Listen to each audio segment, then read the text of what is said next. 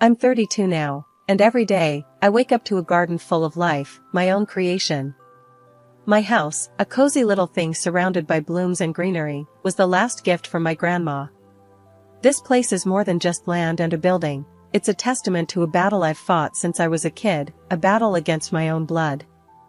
In our family, owning the local restaurant wasn't just a job, it was an identity, passed down like some sacred torch. My brother, Mike, he took to it like a fish to water. Me? I was the odd one out, the black sheep with her head stuck in the dirt. Literally, according to my folks and Mike. A gardener, they'd sneer, as if the word left a bad taste in their mouths. Dinner conversations were a minefield. "Eva, look at ya, dirt under your nails at the dinner table. Ain't proper," Dad would grumble, his disapproval as heavy as his hand on the back of my chair. Mom would nod, her eyes darting between my hands and Mike's clean, expected ones. "He's right, Eva. You're not a child anymore. It's time you started thinking about your future in the restaurant, not playing in the mud." Only Grandma got it. She was my harbor in the storm, the one person who saw the dirt under my nails, not as a sign of disobedience, but as a badge of honor. "Let the girl be," she'd chime in, her voice calm, but firm against the rising tide of my parents' disappointment. "She's got a gift, don't you see? All this," she'd wave a hand over the garden. "It's not just dirt. It's life, it's passion." Grandma was the one who introduced me to the wonders of gardening. She'd talk about plants like they were old friends, each with their own quirks and needs. We'd spend hours in her garden, a place where I felt free, understood. She even took me to flower exhibitions, where I saw the possibilities of what could be created with just soil, seeds, and love. "Look at this, Eva," she'd say, pointing at a particularly stunning display. "You could do this even better. You've got the eye for it, the heart." But back home, encouragement from Grandma was like a whisper drowned out by a shout. Mike and my parents saw my love for gardening as a phase, a childish hobby that I'd eventually outgrow. But I knew better. The feel of soil between my fingers, the thrill of seeing something grow from nothing, it was where I belonged. One day, as I was planting some new shrubs I'd picked out, Mike came out, leaning against the doorframe with that look of his. "You really gonna do this forever? Play in the dirt like a kid? When you gonna get serious, Eva?" I remember looking up at him, dirt smudged on my face, defiant. "This is serious, Mike. More than you'll ever understand." He just shook his head, the same way they all did, and went back inside, leaving me to my childish pursuits. Despite their words, their looks, I couldn't give it up. It was more than just a passion, it was a part of me. And every plant that bloomed, every patch of earth that I transformed, was a silent victory. The day I told my family I wasn't gonna join the family restaurant biz, and instead dive into landscaping, you'd think I'd announced I was moving to Mars. Mom's face went all kinds of red, like a tomato ripe for the picking. Dad's, though, he just looked like he swallowed something sour. "You're doing what now?" Mom's voice hit octaves I didn't know existed. Her hands were all over the place, like wild birds trying to escape. "I want to be a landscape designer," I said, trying to keep my voice steady. "It's what I love, what I'm good at." Dad slammed his fist on the table, making the silverware jump. "Landscaping? That's no career for my daughter. You're meant to help run the restaurant. This is just nonsense." Their reaction was no surprise, but it stung all the same. That's when Grandma stepped in, her calm voice slicing through the tension.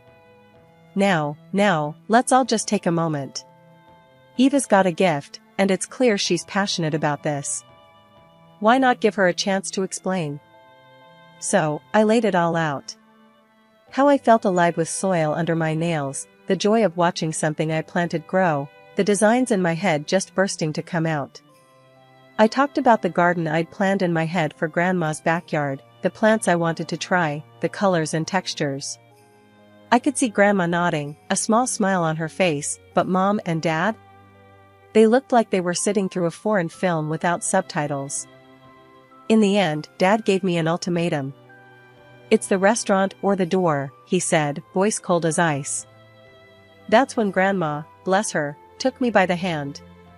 "She'll stay with me," she announced, and that was that. I moved in with her the very next day. Grandma's place was a haven. We spent every day in the garden, digging, planting, designing. She listened to my ideas, offered her wisdom, and together we plotted out a space that was a reflection of both our spirits. It was during one of those days, hands deep in the earth, that she said, "You know, Eva, you've got something special. Your love for this, it's going to take you places." And then, something amazing happened. Mrs. Henderson, Grandma's next-door neighbor, had been watching us work and asked if I could do something with her sorry excuse for a garden. I jumped at the chance. It was my first real project, and I poured everything I had into it. The transformation was something else. Mrs. Henderson's barren plot turned into a vibrant oasis, bursting with colors and life. She was so over the moon that she paid me $500. I couldn't believe it. My very first paycheck for doing what I loved. "I told you," Grandma said, her eyes twinkling with pride. "You're going to make a name for yourself." We decided to celebrate at the local cafe, just me and her. It was a simple gathering, but it felt like a victory party. Over coffee and cake, we planned our next big project, her garden centerpiece. "To your first job," Grandma toasted, raising her coffee cup. "To many more," I replied, the weight of my family's expectations feeling lighter than it had in years. That night, as I lay in my old room at Grandma's, I realized something. This was just the beginning. The road ahead was uncertain, scary even, but for the first time in my life, I felt like I was exactly where I was supposed to be. Leaving for the city to dive into landscape design was like stepping onto another planet. I soaked up every bit of knowledge and beauty I could, feeling more alive than ever. Through it all, Grandma was my anchor. We'd talk for hours, whether I was back home for the holidays or just catching up over the phone. She never tired of hearing about my studies, my projects, or the new plants I was obsessing over. But as for Mom, Dad, and Mike? Radio silence. It was as if I'd vanished from their lives the moment I chose my path. Then, everything changed when Grandma passed away. It hit me like a freight train. She was my rock, my biggest supporter. After the funeral, which was the last time I saw my family, I learned that Grandma left me everything, her house, her garden, and a bit of savings. She believed in me and my dreams, even if no one else did. But that's when the storm hit. My family, already distant, turned colder. They had plans for Grandma's house, dreams of selling it to pour money into the restaurant. When they found out about the will, all hell broke loose. "You can't be serious." Dad bellowed over the phone when I told them I was keeping the house and using Grandma's savings to fund my career. "That money, that house, it's meant for the family, for the restaurant." Mom's voice was no less fierce. "How can you be so selfish? Your grandmother would be ashamed of you, hoarding everything for yourself." Even Mike, who rarely got involved, chimed in. "Come on, Eva. Don't do this to the family. We need that money." Their words stung, but I stood my ground. Grandma believed in me, in what I'm doing. She wanted me to have the house, to make something of myself. I'm honoring her wishes, whether you like it or not. The line went silent for a moment before Dad's voice cut through, colder than I'd ever heard it. "If you go through with this, don't bother calling us your family anymore. You're on your own, Eva." And just like that, the decision was made for me. I lost more than Grandma that day, I lost my family. But in the midst of that loss, I found a resolve I didn't know I had. So, I poured myself into my work, into transforming her garden into a tribute to her memory. It wasn't just about plants and designs, it was about proving to myself, and maybe to them, that I could make it on my own. That I was more than just the family outcast, more than just a gardener. Years rolled by, thick and fast, like seasons changing in my garden. My old but snug grandma's house became a slice of paradise in the midst of my hustle. Friends became my new family, filling the house with laughter and warmth, especially during our legendary barbecue nights. Then, out of the blue, a wedding invitation landed in my mailbox. It was from my brother, Mike. A wedding at the family restaurant, the very place I'd drifted apart from what used to be my family. My heart sank a little, memories, both sweet and sour, bubbling up. I can't believe Mike's getting hitched, I mumbled to myself, flipping the invitation in my hands. That evening, my backyard was buzzing with the usual suspects, my friends, grilling and chilling. I tossed the invitation on the table, a silent announcement. "You gotta go," Jess said, snagging a burnt sausage off the grill. Her words were blunt, no room for argument. "Yeah, show 'em how you flourished, Eva. Like one of your gardens," added Sam, his grin encouraging but knowing the turmoil I felt. I sighed, the weight of the decision pressing down on me. But stepping back there, after everything? It's not about them, Eva. It's about closure, for you. And who knows, maybe a fresh start? Jess nudged, always the optimist. Their words, a mix of wisdom and whiskey, finally got to me. "All right, I'll go. For Grandma, if nothing else," I conceded, my voice a mix of determination and dread. The next few days were a whirlwind of preparations. I found myself in front of a mirror, trying on a dress that felt like armor. It was beautiful, in a way that whispered confidence and grace, not just to the world but to me, too. "I'm doing this," I whispered to my reflection, a promise to the woman staring back. Choosing a gift for Mike was another battle. What do you gift someone who's drifted so far away? They're more a memory than a brother. In the end, I settled on a rare plant, a symbol of growth and resilience. Something only I would give, a nod to our shared past and my unyielding love for the green and growing things. The family restaurant, decked out in garish decorations, felt both familiar and alien. I'd hoped for a fresh start, or at least some semblance of civility. That hope shattered the moment I caught sight of my family. Mike spotted me first. "Well, ain't this a surprise? Thought you'd be too busy playing in the dirt to remember your only brother's wedding," he said, loud enough for a circle of guests to hear, his smirk wide and unwelcoming. I tried to keep my voice steady. "Congratulations, Mike. Wishing you both the best." My attempt at diplomacy fell flat, his smirk turning into a sneer. Mom and Dad were next, their expressions a mix of shock and disapproval. "Eva, you actually came. Thought you'd consider this too mundane for your exquisite tastes," Mom said, her voice laced with sarcasm, barely concealing her disdain. Dad's eyes scanned me from head to toe, his disappointment palpable. "Hope you've left your garden long enough to remember how to behave at a family event," he added, his tone harsh and unforgiving. Then came Mike's fiancée, Clara, eyeing me like I was a specimen rather than a person. "So, you're the infamous sister. Mike said you'd rather plant flowers than be part of the family." "Can't say he was wrong," she said, her voice dripping with contempt, her hand resting possessively on Mike's arm. The conversation around us had paused, the guests' attention now fixed on the unfolding drama.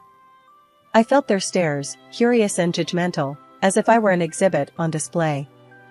Trying to salvage some dignity, I responded, "Just wanted to wish you both happiness. That's all." But the barbs kept coming. "Make sure you don't dirty up the place, Gardner. Wouldn't want the guests thinking we let just anyone in," Mike quipped, the guests around him chuckling uncomfortably. Feeling smaller by the second, I was directed to a table in the corner, away from the family, away from any semblance of belonging. The table was clearly an afterthought, barely decorated and awkwardly positioned. As I took my seat, the whispers grew louder, the glances more pitying. "I heard she chose weeds over family," someone whispered, not too far from me. "Imagine missing out on real life, because you prefer dirt," another snickered. The laughter and music swelled, a stark contrast to the coldness at my solitary corner. I was an outsider here, surrounded by people who knew me only by the scornful stories they'd heard. As the wedding dragged on, with me tucked away in my corner like an afterthought, the atmosphere started to shift. The night was filled with the usual wedding fare, dancing, toasts, and a bit too much alcohol for some. Yet, amidst the revelry, an unexpected moment of redemption emerged, catching me off guard. It happened just as I was contemplating making my quiet exit, unnoticed and unmissed. The mayor of our town, a guest of honor due to his ties with the bride's family, took to the stage for his speech. His presence was a big deal, lending a certain prestige to the event. I'd met him a few times professionally, given my work on several city park projects, but I doubted he'd remember me. "Ladies and gentlemen," he began, his voice commanding attention. The room hushed, glasses pausing midair as everyone turned to listen. As he spoke about community and coming together, his gaze suddenly found mine. He asked Mike and his fiancée with a puzzled look, "Why's the famous landscape designer sitting all by herself like she's been put in timeout?" Mike and Clara glanced at each other, clearly clueless. That's when the mayor pointed straight at me. You could have heard a pin drop. My family looked like they'd seen a ghost. The mayor beckoned me over. "Folks, we're lucky tonight. Right here, we've got the talent behind our city's most beautiful parks. Not to mention, she's just snagged a cool 300 grand from the city for her next project." Applause filled the room, echoing off the walls, as I made my way to the front. I took the mic, feeling a mix of pride and nerves. "Thanks, Mr. Mayor," I started. "It's all about making our city a better place, one garden at a time." Then, turning to my family, I couldn't help but add, "Mike, Clara, congrats. Seems like you two are a perfect match." A light jab at their earlier coldness. To my parents, I said, "Hope you're not too embarrassed by your gardener daughter now." Their faces were a picture of shock and burning shame. The room was buzzing, whispers spreading like wildfire. I could feel the shift in the air, the looks of surprise and newfound respect from the guests. I returned to my table, no longer the outcast, but the evening's unexpected star. The mayor and a few other city bigwigs joined me, their interest genuine. The night took on a new flavor, conversations swirling around future projects and the sudden spotlight on me. For the first time in a long time, I didn't feel like just the odd one out in my family. I was Eva, the landscape designer who'd carved her own path, one that even the mayor admired. And as for my family, well, let's just say the evening gave them a lot to think about. The evening of my brother's wedding unfolded into something far beyond the awkward family reunion I'd anticipated. Surrounded by the city's elite, I found myself in deep conversation with the mayor, among others, about the potential for new, ambitious landscaping projects throughout the city. His enthusiasm was infectious, and for a moment, I allowed myself to dream bigger than I ever had before. "And Eva, your vision for the new park downtown, it's exactly what we need to breathe life back into that area," the mayor said, his eyes alight with excitement. "Your ability to see the beauty in the neglected spaces is remarkable." "Thank you, Mr. Mayor. I believe every corner of our city has potential. It's just about finding the right way to bring it out," I replied, feeling a swell of pride. The conversations didn't stop there. The head of the local TV channel, intrigued by my story, pitched the idea of a feature segment. "Eva, your journey from a misunderstood gardener to a celebrated landscape designer is inspiring. How do you feel about sharing your story with our viewers? Show them how following your passion can lead to unexpected success," he suggested, his camera crew already imagining the shots. "I'm humbled, really. If my story can inspire even one person to follow their heart, it would be worth it," I answered, the reality of my influence beginning to dawn on me. As the night wore on, the mayor's disappointment in his niece and my family's behavior became unmistakably clear. His confrontation with Clara was a moment of vindication I hadn't known I needed. "Clara, I expected better. The way you and your new family have treated Eva, it's unacceptable. I cannot, in good conscience, support the restaurant financially or otherwise. Respect and kindness are values we should all uphold," he stated firmly, leaving Clara and my brother visibly shaken. Riding the wave of the evening's revelations, I returned home with my head full of possibilities and my heart light, despite the undercurrents of family drama. That lightness was short-lived, however, as Mike's unexpected visit a week later brought me crashing back to reality. Eva, we're struggling. The restaurant, we're in deep. I wouldn't ask if it wasn't serious. Can you help us out?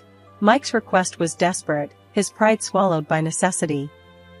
Mike, coming here, asking for money now? After everything? You really don't get it, do you? I built my life, my career, on my own, despite how you all treated me. No, I won't bail you out, I said, my voice steady, my resolve unwavering.